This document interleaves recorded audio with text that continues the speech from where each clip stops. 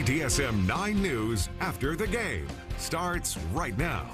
Well, a great game with just about the worst finish that I can certainly think of as the Green Bay Packers and the Dallas Cowboys played to the second highest scoring tie in NFL history, 40-all. Thank you for sticking with KTSM 9 News after the game. I'm Andy Morgan alongside Sam Guzman, Robert Bettis, Kelly Horson. She's out of here. She's like, man, this was the worst ending you could possibly have. I don't think anyone, Cowboys fans, Packers fans, I don't think anyone's really happy about this. No, you spend 4 hours watching a single game for it to end in a result that really doesn't benefit anyone. Yeah. Like, we're used to seeing the win. The American mind can comprehend this. Can't comprehend it. The European mind, it's normal. Yeah, that makes sense. That's a good way to put it. No, gentlemen. Every single football game should end in a tie because then you're guaranteed more time to watch the football. We did get overtime, but it would have been the same amount of time had Green Bay just gone for the win there. I don't blame them, though. Here's how we all picked the game, although it seems kind of useless at this point. My thought was this. Maybe we should have gone little rock, paper, scissors there at the end of these NFL games. Of course, the NFL rules, they change them. It seems like every year. Used to be a field goal wins it. Then each team's got to possess it once, especially obviously if the first team kicks the field goal. And yeah, I just think that we should just play by playoff rules. But nonetheless, everyone getting a new little marker there on their score column.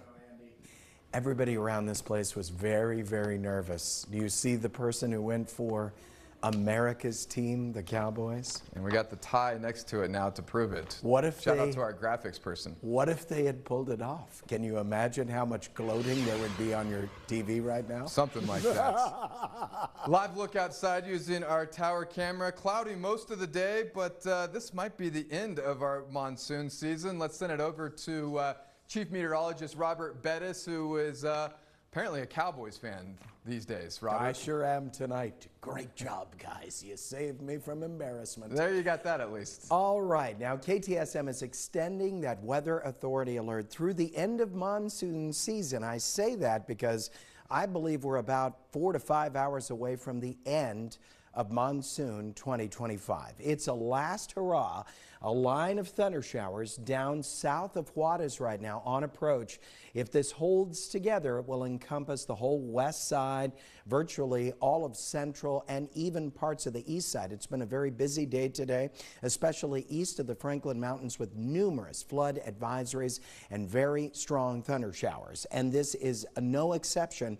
It should be arriving within the next hour, and that could bring heavy rain and very strong winds. Here's a quick look ahead. Tomorrow we'll be looking at a cool day with a high of 82 degrees, cloudy, and then lots of sunshine. The monsoon is over.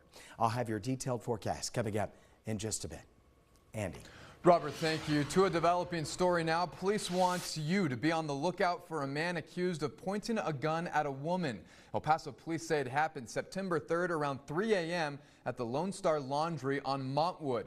The man in the photos that you saw is said to have shined a flashlight on the victim's face, telling the woman to leave. He then pulled out a handgun and threatened her. A witness reported seeing a couple fight and hearing gunshots. When police arrived, they found the woman who was not hurt, but the man was gone at that point. He is described to be a man in his 60s, 5'7" in height, and has gray hair that is balding on the top. Anyone with information on the incident is urged to call Crime Stoppers or police at the numbers you see there on your screen. Well, happening tomorrow, El Paso County Commissioners will discuss and possibly take action on a controversial law that goes after fake paper license plates. House Bill 718, that was passed in 2023. It bans paper license plates and requires permanent metal plates at the time of vehicle sale. The law went into effect in July to combat fraud and enhance security.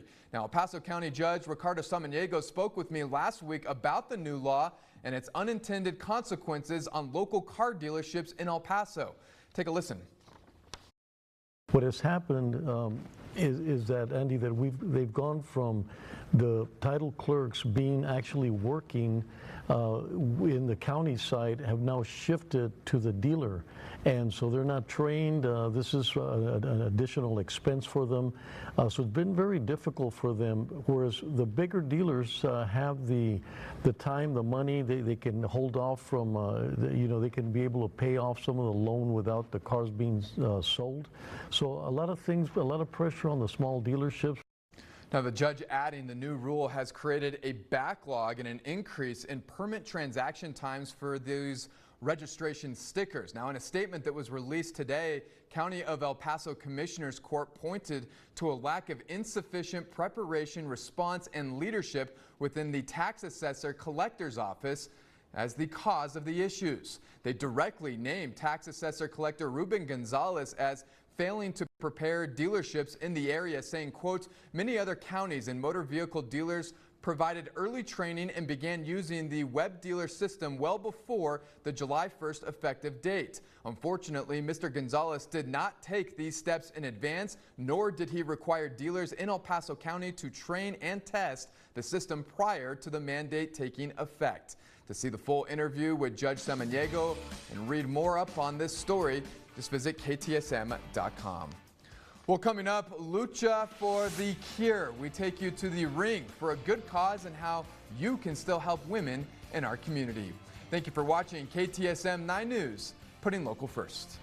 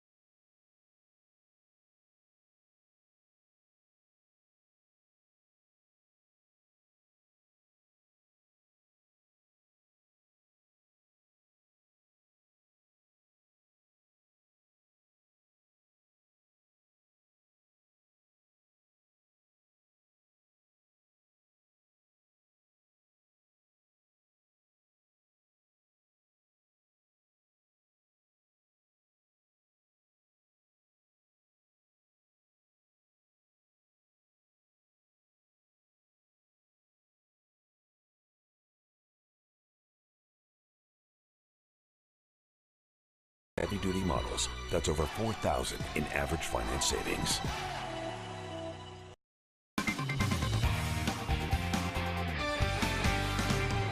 KTSM is extending the Weather Authority alert through this last cluster of thunderstorms south of Juarez and approaching the El Paso area right now. After that, not only do we drop the Weather Authority alert, we also conclude monsoon 2025. 0.11 inches in the official rain gauge. That brings our total for the year to 6.27. We should be at 7.07. Here are the other rain totals. Look at Alamogordo at a ½ an inch. 0.41 Ruidoso, 0.42 for Cloudcroft, 0.14 at the Pass, and Van Horn. Only a trace Juarez so far, but more thunder showers inbound at this point.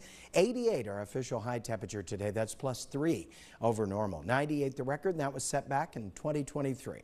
High temperatures in your town: 83 Las Cruces, 82 Deming, 88 for Juarez, 77 Alamogordo, and 57 today for Ruidoso. It has been a parade of severe storms east of the Franklin Mountains, especially in Otero County and Hudspeth County as well. Earlier today, all of East El Paso was under a flash flood watch. That has expired at this point. I'm going to keep the Weather Authority alert posted for this cluster of storms rapidly approaching from the southwest right now. We can certainly see those flashes of lightning. Well, these storms have the potential to unlock quite a bit of rainfall, as we've seen with the flood advisory in the central and east side earlier today. That flood advisory has expired, but we'll see what this does. Once this line moves through, we're done for the night. Still some spotty area showers and thunderstorms. I'm going to keep that chance of storms in late into the night for you, Las Cruces. Here comes your exclusive 9-hour forecast for tomorrow. High temperature goes down to 82 degrees with partly to mostly cloudy skies. You long for a fall-like day? Well, you're going to love your Monday. Allergy-wise, you will not love it. 12s across the board. That's the highest number it can be for the next 3 days. Low for you, Las Cruces, 59 degrees. Still some pinpoint showers and thunderstorms possible tonight. Then we'll see partly cloudy skies tomorrow with the high going down to 80 degrees. Tonight for us, 61. Last line of thunder showers on approach. Once that passes in the night tonight, we're done with the monsoon. We're done with the heavy rain threat. 82 our high temperature for tomorrow. Now, only KTSM gives you 9 full days of weather. We can expect Tuesday to be a sunny day with a high temperature of 88. Most importantly, we dry out and we stay dry through the week. It will not shock me if we don't even see a single cloud between Tuesday all the way through about Friday. And our first Friday where we do not have the threat of thunder showers in the area, it's going to be a beautiful night without that cloud, so to speak, hanging over our heads. Expect 92 by Thursday. That should be the hottest day. We'll move back down into those upper 80s, 89 on Sunday, 88 partly cloudy on Monday. Don't go anywhere. More KTSM 9 News coming up in just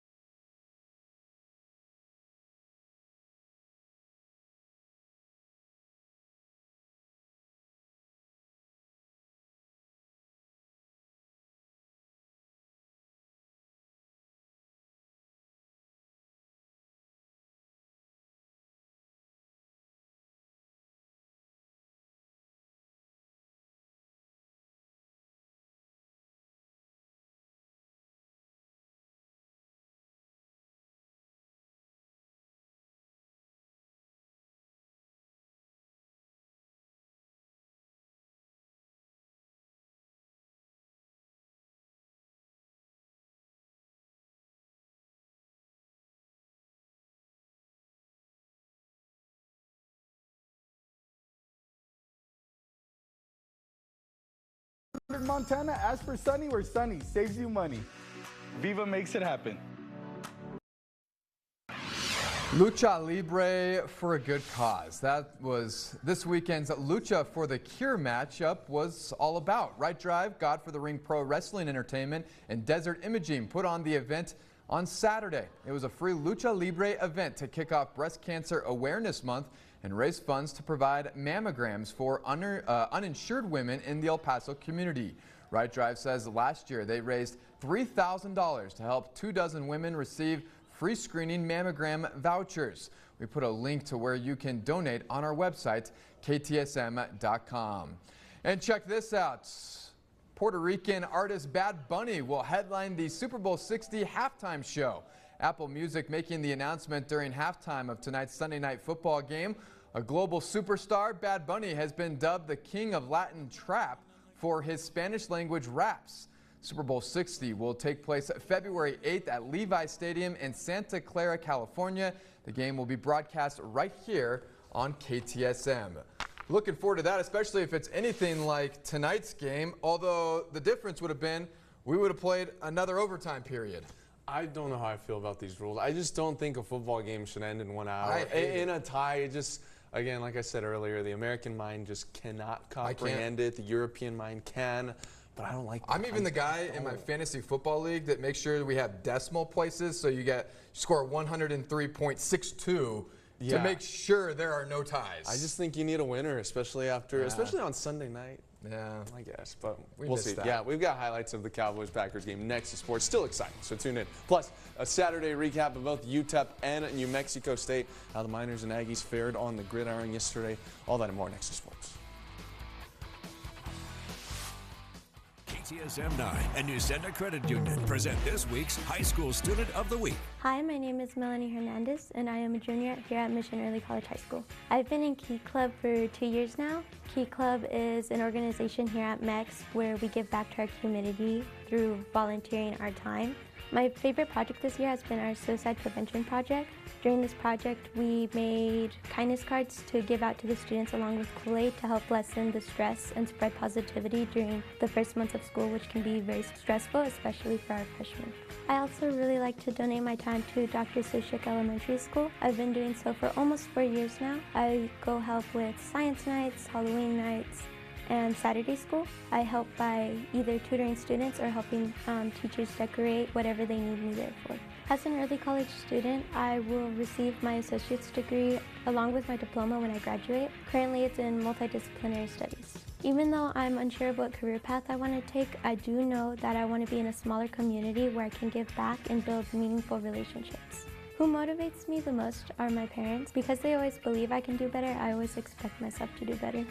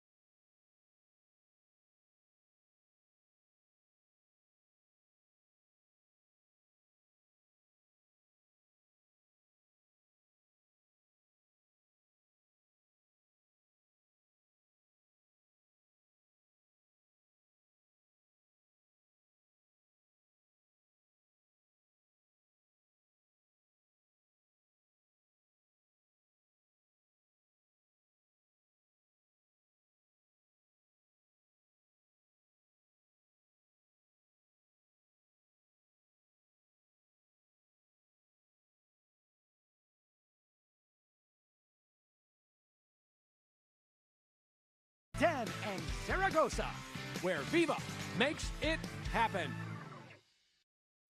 And now KTSM 9 Sports with Sam Guzman, sponsored by Glasheen Vyas and Enderman Injury Lawyers.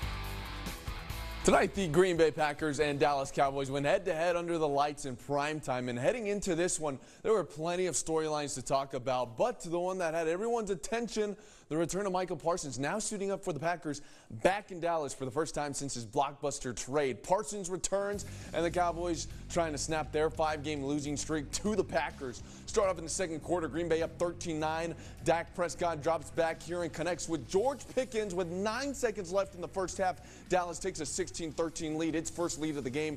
Fast forward to the fourth quarter, Dallas up 23-20. Josh Jacobs rips off an 18-yard touchdown run. Packers back in front 27-23. Less than a minute left in the fourth quarter. Dak Prescott once again going to his guy, Pickens. Pickens breaks loose, and he ends up getting into the paint here. Cowboys take a 37-34 lead over the Packers, but Green Bay responds, driving down the field to tie with a field goal. So we go into overtime, and in overtime, a bit underwhelming. Both teams exchange field goals there. Brandon McManus there hitting his field goal to tie this game up at 40-40, and that was it. Final score, 40-all. This one ends in a tie, the first tie in an NFL game since 2022.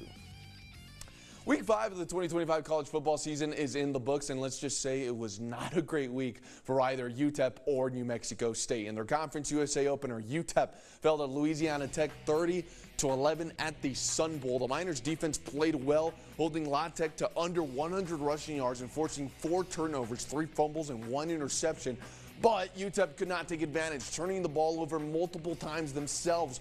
Redshirt sophomore quarterback Malachi Nelson threw not 1, not 2, not 3, but 4 interceptions, including this pick 6 in the fourth quarter that gave La Tech a 17-3 lead and basically put the game out of reach for the Miners. The Bulldogs outscored UTEP 20-11 in the final quarter to close out the win and hand UTEP its second loss at home.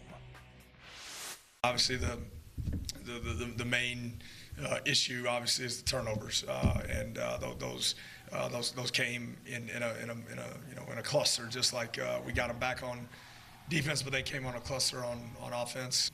From the very beginning, I don't think that I played, for the first few drives, obviously played up to my standard, and I fell into a hole and continued to get worse. And I apologize for that. It's not what this, like I said, with this team, this coaching staff, deserves. They put in too much work, and that was a very just not clean showing. So UTEP falls to 1-4 on the season and is now riding a 3-game losing streak. Miners are back in action in 9 days when it hosts Liberty at the Sun Bowl on Wednesday, October 8th. Going over to New Mexico State football, the Aggies matched up against New Mexico in Albuquerque yesterday for the 115th edition of the Rio Grande rivalry. It was a highly anticipated matchup as, for the first time since 1982, both teams entered the game with a winning record. A rough day for New Mexico State, though. Quarterback Logan Fife was sacked 9 times, including 3 on the opening drive of the game, as the Aggies gave up 62 yards on sacks and managed just 15 rushing yards all game. Running back Dejon Stanley exited early with a head injury, and then on defense, linebacker Tyler Martinez left the game with a lower body injury. So NMSU pretty banged up there. NMSU did jump out to a 17-7 lead in the first quarter, but then was outscored 31-3 the rest of the way. The Aggies were not only disappointed by the loss, but how they lost as well. That was a game that could very easily gone the other way, and we just literally gave that sucker away. I mean, we did not play well in the back end and gave up way too many explosive plays. I mean, totally uncontested, touchdowns. Guys running wide open. So obviously, I got a high level of frustration right now with our players, our staff, and we just got to do a better job. I mean, we're sitting here at 2-2 now, and we play in 5 days. And I tell you what, that's gut check time. We're going to find out a whole lot about ourselves 5 days from now. There, NMSU now sitting with a 2-2 record. Quick turnaround for the Aggies as they get Sam Houston at home on Thursday. Both UTEP and New Mexico State women's soccer in action today. Both the Miners and Aggies lost. UTEP suffered a 2-1 loss to Delaware at University Field. New Mexico State was handed a 2-0 loss by Liberty at the NM State Soccer Complex. Both teams winless 3 matches into league play. That's going to be your look at sports. We'll be right back after the break.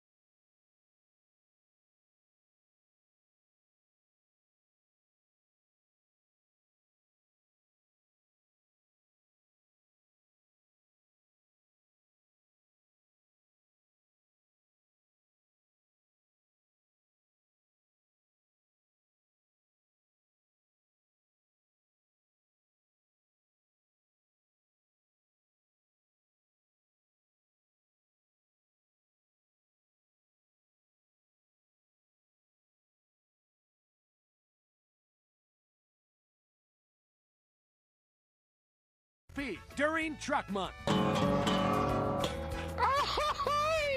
Visit Hair and wardrobe provided by.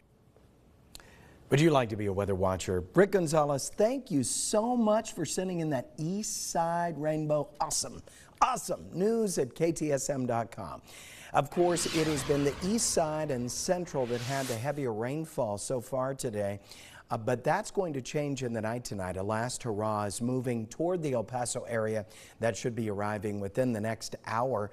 But tomorrow, 82. Monsoon 2025 is done. And then we're back to sunshine, dry weather, high temperature 92 by Thursday of this week. Who is number 4 on the Dallas Cowboys? Dak Prescott. Very talented. Remember when I went for the Giants? Who's that guy trying to throw the ball? Russell Quarterback? Wilson. Yeah. That's the difference in quarterbacks right there. Okay, I could get out there and throw it. A little bit better product on Sunday Night Football tonight. Oh my goodness! Great insight, Robert. I enjoyed watching thank you for the that. few minutes. Thank you for bringing me in. Yeah, you're welcome. This is what you got here on KTSM 9 News. We'll see you back here tomorrow. Professional sports analysis.